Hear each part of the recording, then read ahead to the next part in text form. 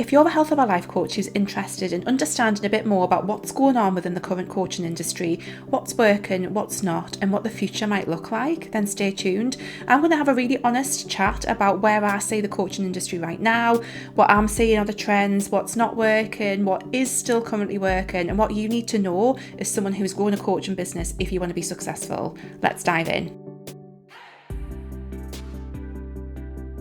Hi there, welcome to the Wholehearted Business Show. I'm Laura. I help heart-centered and highly sensitive health and life coaches get more clients, grow their businesses, and live the best lives while they do it. And today on the show, we're going to have just a big chat about what's going on in the coaching industry right now, because I'm hearing a lot of conversations with my clients. They're having conversations with other people. They're seeing content online that is talking about what's going on in the coaching industry right now. And I want to add to that conversation about what I'm seeing going on from my point of view as someone who works with lots and lots of coaches, who has lots of clients, who has been in the industry for like the past 13 years, and just talk about what I see is going on, and also some tips for you as to how to navigate it all as a coach yourself, how to come out the other side of this as a successful business, all of that good juicy stuff. Before we dive into that, a big reminder that this week the doors to my signature 12-month program Wholehearted Business are closing. They are going to close on Thursday the 26th of March at 8 p.m. UK time. If you like me and what we talk about on the show, if you kind of vibe with all the stuff that we've got going on, if you resonate with being highly sensitive, heart-centered, neurodivergent, all of the stuff that comes along with being a bit like how we are, then you're going to love this program. It's 12 months. There's so much support in there. It's all designed to help you create an aligned, sustainable client attraction system. It's all the things that you need to put in place and that you need to find a way for you to feel good about in your business, to put together so that you are attracting clients without having to hustle, without having to do any icky sales, without having to put yourself in situations that feel really bad on your nervous system. That's what Wholehearted Business is about. So by the end of the 12 months, you have got something set up in your business that is attracting clients in a really easeful, aligned, sustainable way, because we don't want to have a coaching business that is up and down all the time, where we're doing stuff that we don't want to do, especially as people who are highly sensitive and heart-centered, because what we're used to seeing and what we're used to hearing about how to run a business probably isn't going to work for us and our nervous systems and how we are set up and how we work. So that's what Wholehearted Business is all about. Please do check it out. The price will be going up the next time I open it in September. So it's a really great time to join. It is I could talk about this program all day long. It is a wonderful program, and I can say that with 100% confidence. I know that what I offer in that program is amazing. So there we go. I'm going to shut up now. But anyway, let's get back into the conversation about what is actually going on in the coaching industry right now. Obviously, on the online space, you might have heard a lot of conversations about it. And I think what a lot of people have been saying is that they found last year in particular, and kind of like since things have dropped off since COVID, people have found it very challenging or more challenging with their businesses. And I mean, this is kind of across the online business board. You know, we've had a lot of people had like massive success over the COVID period and lockdowns. I didn't see any of that because I had a very young baby. Like, I had my daughter at the very end of 2019. So literally, as all of that stuff was happening, I wasn't really working in my business very much. So I never got to experience that kind of big explosion that a lot of people did in the online space. So my business didn't really have that kind of big peak over COVID, but I know a lot of people's did. And I think what's happened over the last few years, and then AI has come into the picture as well. And I think what a lot of people have been talking about in the online space is that it's been more difficult, particularly over the last couple of years, to make the kind of money that they were making before.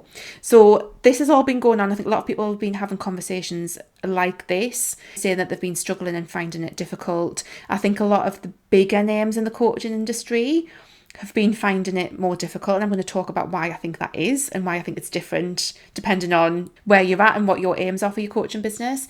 So I think this has been this overall kind of conversation happening where a lot of people are hearing that it's a lot more difficult to run a coaching business, that people are struggling, that times are tough, economic times are tough, all of this kind of stuff. So if you've been hearing that, perhaps you are thinking, well, you know, is there any point in trying to grow a coaching business right now? Is it just going to be really, really difficult? Like all of that kind of stuff. And this is a conversation that I've had with some of my clients who have kind of said, should I be trying to do this right now? Is it even worth it? Like feeling really disheartened because of what we're hearing online. And I think all of this is being talked about, as well as the fact that the coaching industry itself, when we have to recognise, is still an unregulated industry by the most part. And there are some issues, I think, in the coaching industry that gives it a bad name. So I really think that there is several issues in terms of how people are sold to, in terms of what's delivered sometimes. Like there's a whole bunch of problems that we could get into. And I've heard some real horror stories recently from some of my clients about how they've been sold to and the approaches that people have used when selling their packages and programs to them, that as a heart-centered, highly sensitive person really put my back up in a massive way. So we've got these issues going on. We've got a lot of people talking about the fact that the coaching industry is not what it used to be, that people are struggling to make sales, that all of this stuff is going on. And then you've also got the fact that the coaching industry itself is unregulated, that people have got some major issues in terms of how they've been sold to, like the integrity of people in the coaching industry. So you've got these kind of, all this stuff being said online in different spaces by different people at all sorts of different levels. And I get that can make people be concerned about whether or not it's something that they want to get into right now, or whether they want to continue to get into that right now, and all of that kind of stuff. So that is going on. Those are conversations that have been had. And like I say, I think we've got to recognise that there are some issues within the coaching industry in terms of how things are done, people are sold to, the quality of delivery of things, and so on. And what I think a lot of the noise has been about is what I see. And again, I'm going to share my perspective. And again, just to give you a bit of background on what my perspective is and where it's coming from. So as I said at the start, I have been working as a coach for the last 13 years. I started my coaching business, and I'm saying 13, I think it's probably, I can't even do the math right now. It was 2012 and I trained as a health coach. And I've been running my business ever since. And I initially started as a health coach. I then started supporting other health coaches with their businesses because mine was doing really well. And I've got a bit of a background, slight businessy background in terms of my previous work was supporting third sector charity organisations with their business planning, marketing and fundraising. So I had a bit of a background of that anyway, and a design background as well. So I did a lot of design work and websites and things like that initially with my more business clients. And then at the end of 2019, the start of 2020, as I had my daughter, so had my little girl, Freya, right at the very end of 2019, and made a decision to no longer do the health coaching side of things and just focus on the business. I just did not have the time to do two businesses at once. So decided to focus on the business stuff for lots of different reasons, but mainly because this is what is lighting me up now, and this is the best intersection of all my skills and interests at the moment. That's where my background is. I have worked with literally hundreds of coaches at this point with their businesses. I work with a lot of people currently, and what I'm seeing is not a reflection of what has been talked about widely in the industry. And also my experience of that is different. So what my experience has been over the last couple of years is that my business has not had any issues getting sales. In fact, my business has continued to grow. But again, I'm not at the same income level as a lot of the other people, a lot of other coaches who are talking about the fact that they're having issues. And what I believe this is partly down to is that I think that the coaches who are quote unquote have bigger businesses with higher turnovers, larger income numbers, I think the reason that they are struggling, and I mean, when we talk about struggling, let's get the little violin out. We're not talking about the fact that the entire business has been, burned to the ground and there's nothing left. Their income is not what it used to be. But I think that these are businesses that are built on courses where the sales are generated a lot through ads. And I think those kind of businesses are the ones that have been more vulnerable to the shifts since COVID and the implementation of AI and seeing more AI. So I think the bigger coaches who, let's face it, are not really coaching anymore. They are basically just marketeers now at this point. They have created courses. They have heavily relied on ads. And again, the return on ad spend is not what it used to be. And they are the ones who seem to be struggling in the context of the industry as a whole. So I think how that seems to come through is like, oh, the whole coaching industry is fucked, like nothing's working anymore, isn't this awful, isn't this terrible? And that is not what I'm seeing as someone who is on the ground working with coaches who are not at the 6-figure plus level. Again, my business has never been about that. I've always been about wanting to have a cozy coaching business and supporting people to still make a very, very amazing amount of income and still have what I would call like a life-changing amount of income. But we're not talking about that kind of level. And I think that is a big difference. And I think that this is the difference for me. This is my conclusion that I've come to, is that there's not actually an issue with the coaching industry. There's an issue with the way that people are selling and what they've been selling. And I actually really feel like when I look at my clients and the results that they've been getting and the people that I've worked with, what I'm seeing is that the potential and the ability for people to make money as a coach that is under the 6-figure mark is still very much thriving. And I see my clients all of the time. I can see the money that they make, and I can see that they're attracting clients. I can see that they're filling smaller group programs. I can see what it is that they're doing. And I get that feedback every single week. And I can see what's going on in my business. And that is a completely different story to what is going on more widely. And I wanted to talk about this because, again, I had a conversation with a client about this, and I was kind of saying, like, look, literally we were Voxering about it. And I said, I've literally just listened to a Voxer message from another one of my clients, and she's just told me how she's pretty much filled out a group program and has attracted another client in. Like, I get that you're hearing these conversations online, but actually that's not really reflective of what is actually going on for people. And I think sometimes we don't hear about this because when you're not like a 6-figure business owner or multiple 6-figure business owner, if you are talking about what's going on in your business, and to be fair, like most B2C coaches, business to consumer coaches are not talking about their income online, because why would they need to? You're not actually hearing the reality of what's going on the ground. So I think it's a really interesting thing to consider and think about and to put into context. And like I say, I think what that means for you guys listening and watching this is that I feel very, very strongly that coaching businesses that are focusing, that still deliver one-to-one work, and I know there's pros and cons with one-to-one, we talked about this a few episodes ago. There's pros and cons to delivering work one-to-one. It's not for everybody. You can still coach and not coach one-to-one. But I think when you are offering someone a very individualized, personalized experience, that is what's going to see out a lot of the changes that's happening in the industry. This is why I've just ran a pop-up program all on creating a coaching package, like a one-to-one coaching package.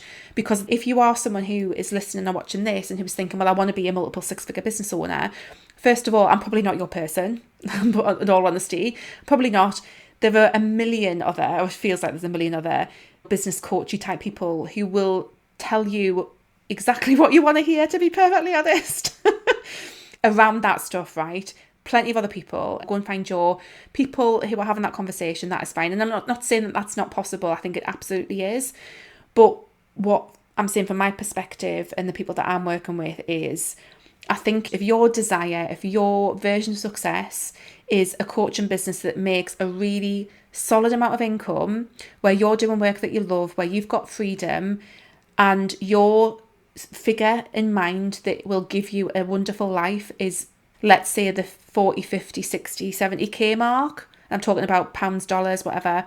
Like, I wouldn't be here doing this if I didn't think that was possible for most people. I think that is absolutely possible. And I think that as long as you are still looking at how you can put that personal, individual one-to-oneness in your work, I think you've got every possibility of creating a business that will do that. I do think that when it comes to having a successful coaching business, we have got to really think about what is it that we need to do in order to make that happen, and what is the strategies that we need to learn and figure out that is going to enable that to happen. And again, as highly sensitive, heart-centered people, again, personally, I actually think that we've got a really great opportunity right now, because business as usual, and where people who are not wired like us, who could thrive in that kind of environment online, and who are potentially now struggling a bit more, I actually think there's a lot of ways now that people like us who are highly sensitive and heart-centered can actually cut through the noise.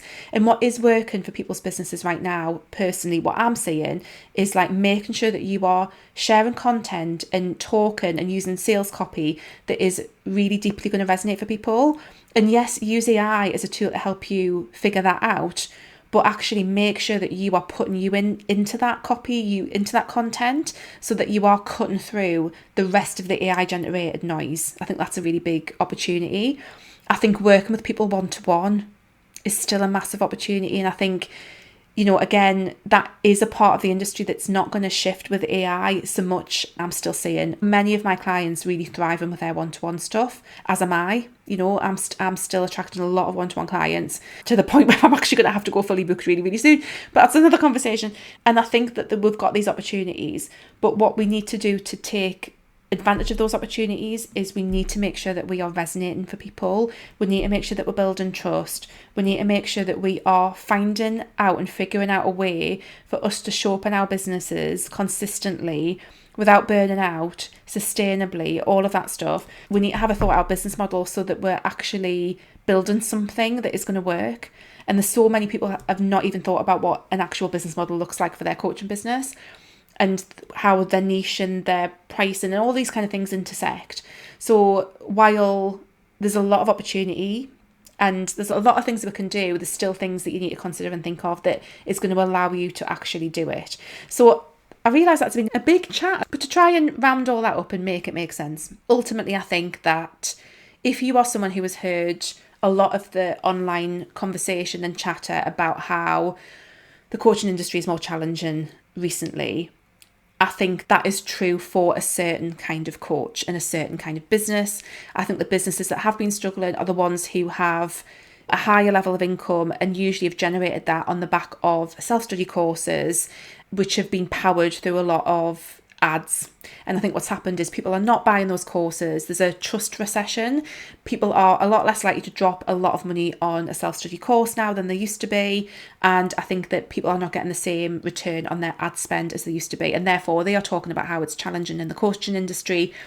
What I'm seeing as the reality on the ground, if you like, is that actually if you desire a coaching business that is a more modest amount of income, but still life-changing and amazing, and you are still happy to work with people in a very individualised way with some kind of one-to-one element. And I'm not saying that is just one-to-one coaching, that can still be group programs and other things, but you are still willing to show up in that way. Let's face it, showing up like that is not scalable in the same way that, having a self-study course is. And I honestly think in all reality, we are coming to the end of that kind of version of a business working. I just don't think that is a business model that is going to work anymore. The people who used to charge $2,000 for a self-study course, I think that time is fucking absolutely gone and out the window. So those kind of businesses that did that kind of work, they are the ones that are struggling. But what I'm saying is that the coaching businesses that have that one-to-one-ness in there, and it's not saying that you can't have scalable offerings in there. I'm a big believer in having courses and mini offers and all that kind of stuff. I think they're really effective. But what is different is that there's a lot of one-to-one still in there somewhere, and that you're not relying on a super scaled up model. I think those coaches are really thriving. However, to still make that thrive, you still need to make sure that you have a message that is deeply resonating for people. You need to build trust because there is a massive trust recession for people. You need to have offers that are well structured and an understanding of what your actual business model looks like. And, many, many other things that you need to put in place to make this work in this current online environment. But again, these coaching businesses are working. I'm seeing the evidence of that every day. I'm seeing the evidence in my own business. So I know that this is working. And I think, again, what we have got to also recognise is that as a whole, the coaching industry can be quite really fucking problematic. And again, that comes into the trust thing. Some of the horror stories I've heard of recently from some of my clients, how other people have tried to sell to them, is not okay at all, in my opinion. And I think that's where the coaching industry gets a bad name. So we have to do better. We have to show that we are not like that. And again, that's something that we have to figure out how to put in place in our businesses. So I hope that's been interesting. I'd really love to know what you think about this conversation, about what your perspective is, what you're seeing. Have you heard these kind of conversations going on? What are your thoughts on them? Let me know. If you are watching on YouTube, leave me a comment. If you're listening to the podcast, pop me a DM on Instagram. And I say that every week, and I need to get back on my own Instagram account, my business Instagram account, because I've been neglecting it. But anyway, as a reminder, we do cover all of the stuff that I've just talked about in terms of the things that you need to get right in your coaching business in Wholehearted Business. There is a reason why you get a lot of me in there supporting you on an individual basis, because I know from my experiences, being in your shoes and, being someone who was invested in similar kind of programs, that what I really struggled with in those programs was feeling like I'm not being seen or heard and just feeling like a number. And that is really triggering for me. I never want anyone in any of my programs that are like group or one-to-one to feel, and even to be honest in courses, like I always want people to feel like an email as if they've got a question or something, but like I want to make sure everyone feels seen and heard. This is not a massive group program. Like Wholehearted Business is not, you're not sat in there with 100 other people. That would just not be what I would want to deliver anyway. It is a small group, and everyone is seen and heard and supported in that group by me, whether that's primarily through Voxer or whether it's through like the reviews that I do of your stuff. Like I know everyone in that group's businesses. Do you know what I mean? Like I will end up knowing what your business is about. I'll know it in a lot of detail because we'll have conversations about it. And if you do go for the extra one-to-one upgrade, then we'll have that one-to-one upgrade as well. So all of that stuff is in there. And we are covering, again, these specific topics. So Wholehearted Business is structured around the 6 key areas. I talked about this on the show last week. We talk about foundations, which is niche and message, your website, and really what you're setting your business up for, like your values and things like that. Then we've got aligned marketing. How would you want to put yourself out there for people to find you? What do we need to do in this current environment online to be found these days? That's what we look at in marketing. Then we have that connection piece, that lead generation piece. How are we taking people who find us in our marketing and taking them through a process that is going to build trust, that is going to build them getting to know and like you and connect with you? What does that look like? Then we've got our sales. How are we selling in an ethical and, comfortable, soulful way? We've got the offers and our business model. Like how are we structuring our business around the offers that we are selling and how do they connect? Then we've got internal systems, planning and mindset. What is going on behind the scenes so that you can actually deliver your business effectively and appropriately and safely for people and yourself, and what's going on there and what's going on with your mindset, because mindset obviously comes into business stuff in quite a big way as well. So that's what Wholehearted Business looks like. Again, the deadline to join is 8 p.m. UK time on Thursday the 26th of March. If you've got any questions, please let me know. Please contact me. I'm more than happy to have a chat if you need to, answer any questions that you might have so that you feel really comfortable with your decision. But like I say, it is a fantastic program. As I would say that. I mean, I've talked about this on the show before, like having that absolute 100% conviction that what it is that you're offering is absolutely amazing. And honestly, it has taken me a while to get to that point with some of my stuff, I'll be honest, and that having that self-belief and self-confidence.